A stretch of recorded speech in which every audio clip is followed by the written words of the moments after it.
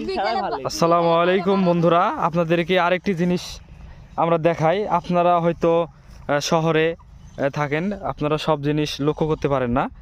আপনারা যে গরুর গোস্তটা খান, আমাদের গরুর যে খাবারটা আসে, পিওর যে ঘাস আসে, সেইটাই আপনাদের সামনে আজকে আমরা দেখাবো। দেখুন তো আমাদের কিভাবে ঘাস কাটে আমাদের এই কৃষক ভাইটি, সেটি আপনাদেরকে তুলে ধরার চেষ্টা করব। ভাইটি দেখেন কত সুন্দর করে কাজ করেছে, কত মনোরম পরিবেশে।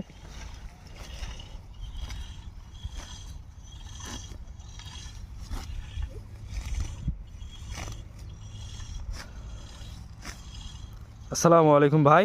ওয়ালাইকুম আসসালাম। আপনার দৈনিক কয়টা গরু খাদ্য লাগে? আমার মোট গরু আছে 3টা এবং ছাগল 1টা। ও, আপনি কি প্রতিদিন ঘাস কাটেন? জি ভাই, প্রত্যেকদিন রেগুলার কাটা লাগে আমাকে ঘাস। আপনার তো কষ্ট হয় অনেক। অনেক কষ্ট, এই যে রোদের মধ্যে প্রত্যেক দিন 1 বস্তা করে ঘাস কাটা লাগে।